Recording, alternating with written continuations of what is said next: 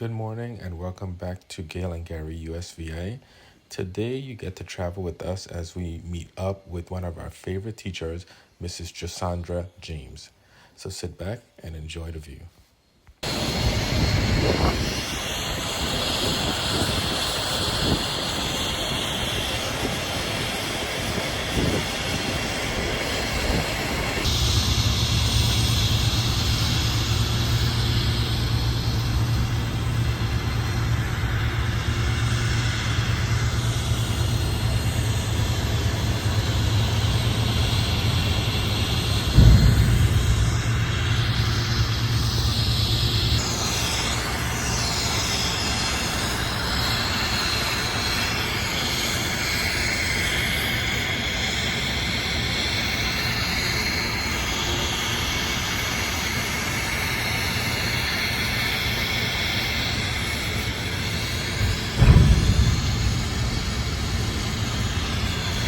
Hey guys, we are here in St. Thomas and we are about to go and have breakfast over here at the Deli Deck. The Deli Deck is a place that a lot of locals and tourists have breakfast. It's really good. So we're gonna meet up with our choir director from high school, Mrs. JoSandra James. She is one of our very, very respected teachers, and we love her, and we are just so blessed to have the opportunity to still see her. And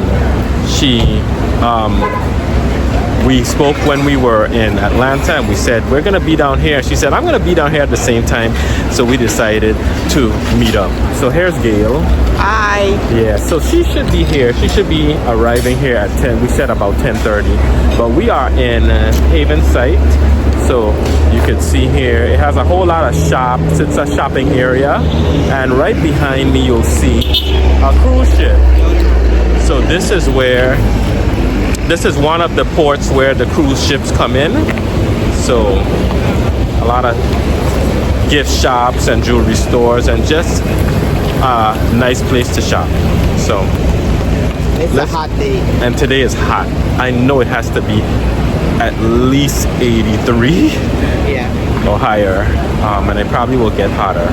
But we're gonna go in and see her in a moment. Hopefully she'll be okay with getting on camera, but if not, that's who we're going to be seeing momentarily.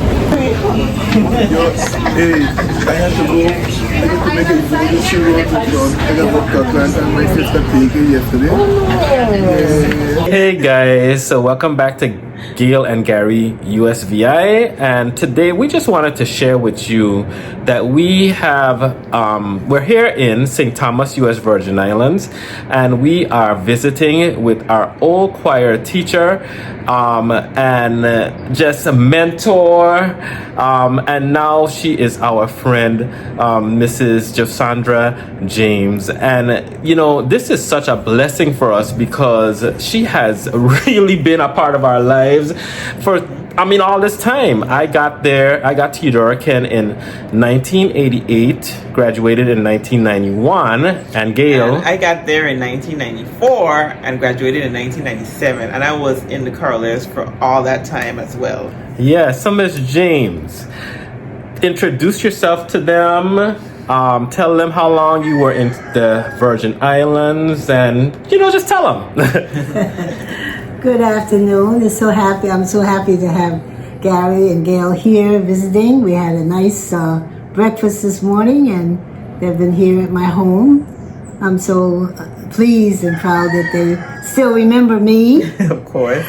I relocated, I should say, to the Virgin Islands in 1982, and started teaching there at Eudora-Ken, where I met them in 1983 I got there, but they came later. They were students in my choir, some outstanding singers. I was so excited to meet so many talented students when I came to Virgin Islands. I've taught many places, New Jersey, New York, California, And when I came to Virgin Islands, I found outstanding talent, which rejuvenated me, and I started teaching, the Choraleers, which was a special group. I auditioned the students to the point that I would find all the outstanding students to be in my Choraleers group. Yeah, and I was telling her that we kind of,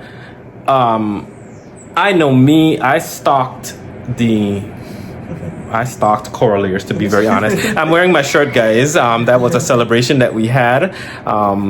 And I stalked the Choraleers. I wanted to be in the Choraleers because I always liked to sing, but there just wasn't opportunities to sing and perform and just showcase your talent.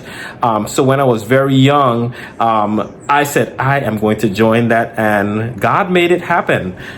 So I want to ask Ms. James, though, how was I as a student? Gary was an excellent student, and you can always tell the students that come from good homes and have a Christian background, because they're always very courteous and no problem in the classroom. And that's what I really enjoyed seeing, those students who came from, parents who had already disciplined their children, because trust me, I had some that came that I had to discipline before I could teach them anything and teach them manners. But both Gail and Gary had good manners, and of course, they were raised in the church, so you could tell the difference. And Gary was one of my better singers, and also Gail also. So they were in the Choraleers because they auditioned and made the Choraleers. Yes, it was definitely. I just want to say what we appreciated also about Mrs. James is that she was disciplined and she didn't take no nonsense from any child. So we got to focus on what we love, which was singing, and we didn't have to worry about disruptions and all this stuff. So we just learned so much from her through music, and also just being a professional and what to expect, how to dress, how to carry yourself. So I told her all the time that she taught us much more than music. Yes. And we just really appreciated her as being such a good educator. And now we get to learn even more about her as a woman, and and just I just love to talk to Miss James. She calls, and we call each other and check in, and it's just a pleasure all the time. I appreciate that. Yes. So if you guys, any Choraleers that are or students that were in concert choir, if you see Mrs. James, do not be shy. Go over and say hello, Mrs. James, and she can make the connection. If you were a student that did well and you were a part of the community in a positive way, she is going to remember you. Okay. She might remember the bad ones too. Like, I remember you. Somehow I remember the very best and the very worst. Yeah. Somehow the ones in between didn't get it. Yes. And I just wanted to talk about the programs that she put together. Of course, what she did, of course, it's school. So she did, we had a very structured program, but it incorporated not only classical music, but also any music that was a part of the African diaspora. Choraleers, for a fact, we did a lot of gospel, spirituals, and she even gave us opportunities to do kind of Caribbean-inspired music, and it was just this wonderful opportunity to just infuse all of that. We also did contemporary, we did spiritual. It really was a very good experience. And both Gail and I got this opportunity, but it was 6 years apart.